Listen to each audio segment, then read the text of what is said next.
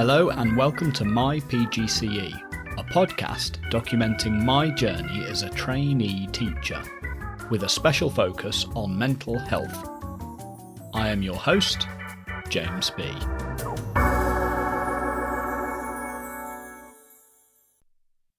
Good morning. It's been 2 weeks since we last spoke, and in those 2 weeks I've only spent 2 days in school. That is my usual school, because I've done 2 mini placements. The first, a 3-day placement at a special educational needs school. That was last week.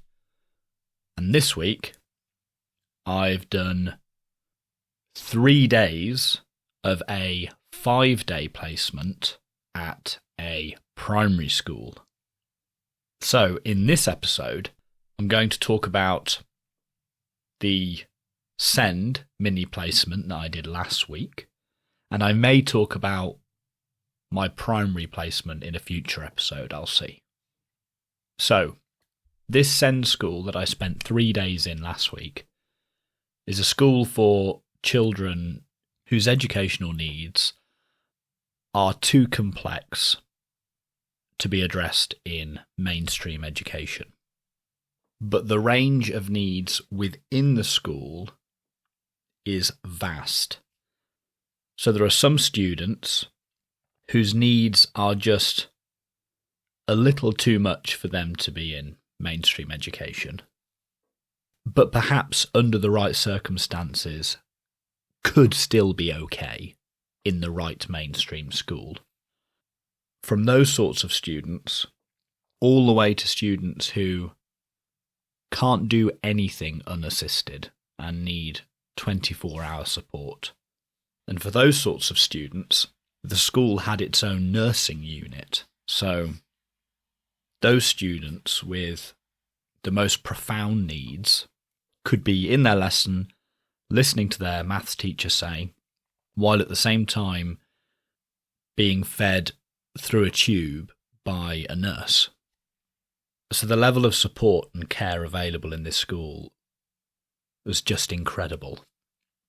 There's also a vast age range from students as young as 4 up to 18-year-olds, and the classes were arranged not by year group but by key stage. So I spent 3 days with a Key Stage 3 class. In a mainstream school, they would be Year 7s, Year 8s and Year 9s. It happened to be 8 boys. 3 or 4 of the students were away on a trip to Dollymount. So usually this class would be, I think, 11 or 12 students.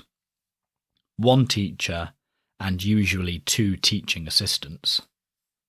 Although for this particular class, because none of the students in this class had really profound educational needs, often one of those teaching assistants would be called away to support in another class. So some of the boys I met in this class perhaps could have survived in mainstream education. In fact, in mainstream education, I've already met a few students whose educational needs, I would say, were greater than a couple of the lads in this class at the SEND school. And this group of Key Stage 3 boys were working at the equivalent of a Year 3 or 4 level, at least in mathematics. So that gives you a rough idea for the level of education. Now, I went into this placement not knowing what to expect.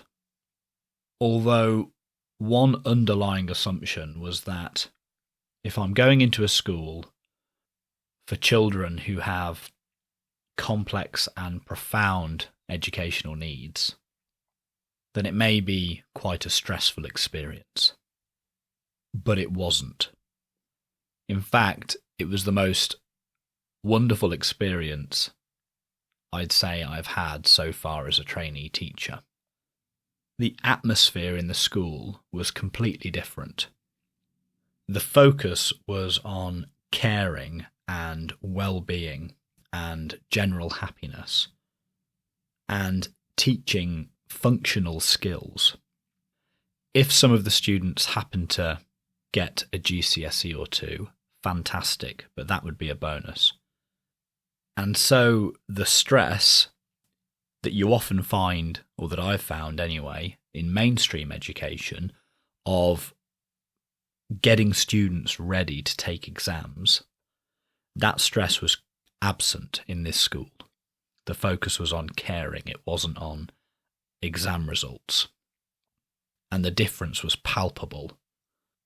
There was one heartbreaking moment on my first day where the kids were having a maths lesson about finance, where they were learning or revising which coins represented which amounts. Okay, so this coin, the one that looks like this colour and these edges, that's a 50p piece. And this one over here, that's a pound, the little circular gold one, etc. Now, this lesson was predicated on the idea that if they didn't know which coins were which, then they could be shortchanged. Someone could give them not enough change and they could be taken advantage of. And the thought that anyone would take advantage of these kids, that was what was heartbreaking. And when I thought about it a bit more generally, I think many of the functional skills that this school is trying to give their students, they are skills to help them not be taken advantage of, to prepare them for a world that can be cruel. The highlight of the 3 days, I would say, was a music lesson where the kids were being taught the difference between verses and chorus, okay? The music teacher put on a song and then she put her arms up in the air in a big V when the verse was being sung, and then to the left in a big C shape when the chorus was being sung. So it's kind of like a YMCA thing, but to identify the verse or the chorus of a song. So she did the demo with this particular song, and the kids followed along with their V's and their C's.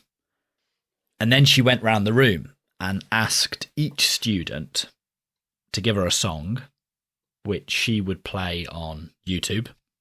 And that student would come to the front of the class and lead for that song. So they would have to put their hands up in the air when it was a verse, and then to the left in a big C shape when it was the chorus, and then everyone else in the room would copy them, so they would lead for that song.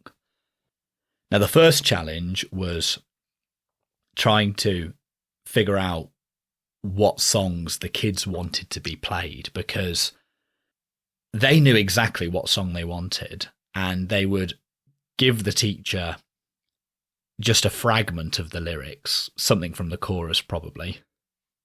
But that would be all they knew. They wouldn't know who sung the song or even the name of the song. Most of the students, this is. So the first game was to try and figure out which song they were referring to, and the other kids would help out here. If the student who wanted the song only knew a couple of words of the lyrics, there'll be another student in the classroom who knew a few more, and they knew what song they were talking about. So that was the first game, figuring out which song it was that the kids wanted. And then, like I said, that student would come to the front of the class and do their V or their C, depending on whether the chorus or the verse was being sung at that time, and we'd all follow along. Now, for the first couple of students, it was kind of okay. They were kind of getting the verse and the chorus correct. And when they weren't, the teacher was correcting them, saying, "Oh no, this is still the chorus," or "No, we're on the verse now. You need to do your V's." And there was some general understanding of the task in those first few students. But then we had a student that suggested a song and came down to the front and just shifted the tone of the entire lesson. So either he didn't understand the task, he didn't know about chorus and verse, or he just had something else in mind. But instead of doing the V and the C for the chorus, he'd almost just do them randomly, and he turned it into a dance session that we were all following along with. So he'd do a big V sometimes, then a small V, a C to the left, and then kind of wave over into a C on the right, like doing these quite amazing dance moves that we in the audience were trying to follow along with. It almost turned into like a Pilates session, and the teacher just let the kids run with it because they were having so much fun. And that's exactly what happened for the remainder of this lesson. So each kid would suggest a song, we'd figure out what it was, and then they'd come down into the front and basically just lead a dance. And it was wonderful. That was my experience, my favourite experience of my 3-day placement in a special educational needs school. And I would consider working in a SEND school. I really would. Like I said, the atmosphere was completely different. There was no stressing about getting good grades in exams, and it was more about caring and learning some functional skills that will help you in the world. And the challenge for a teacher, despite the fact you were teaching very basic things like which coin represented which amount, the challenge for a teacher was no less, because the challenge for a teacher never really comes in the subject material. The challenge for a teacher is teaching that material. So whether you're trying to teach quadratic equations to year 10s or which coins represent which amounts to a Key Stage 3 SEND class, either way, the challenge is in the teaching. How do I get these kids to absorb and understand and be able to apply this information? So yes, it's something I'm very interested in, and I'll keep my eye on that in the future. Now, this week on Monday was my last day in university. So after half term, I will be in school 5 days a week. Up until now, I've had 1 day a week in university. That's been the Monday. And this week was the last one. And this week we spoke all about RSHE. And in particular, how we as form tutors can deliver the RSHE curriculum. So RSHE stands for Relationships, Sex and Health Education. It was a fairly interesting session.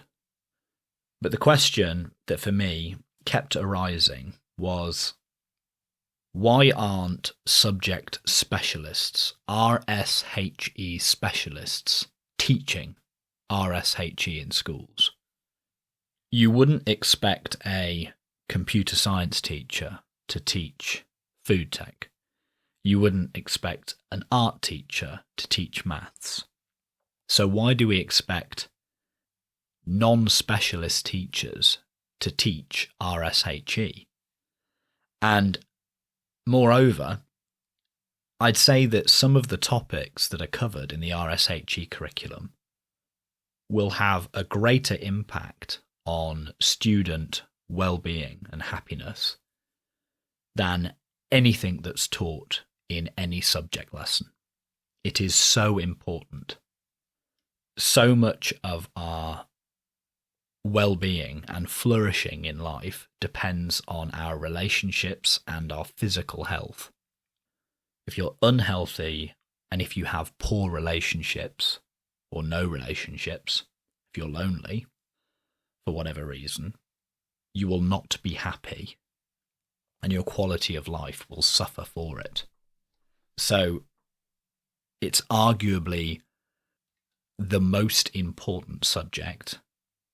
In fact, I'm going to say that RSHE is the most important subject when considering the well-being of our students, which is arguably the ultimate consideration. So yes, I think RSHE is the most important of subjects, yet it's the only one that we expect non-specialist teachers to teach, which I think is absurd. I think that each school or each trust should have an RSHE expert who has a degree in a relevant area teach all RSHE lessons. It is just too important to get wrong. What do you think about that? I'd be very interested to hear your thoughts. So, speaking of well-being, what about my mental health? My mental health these past 2 weeks has been as good as it's been. I think that's because I still have the incredibly strong sense of purpose that teaching gives me.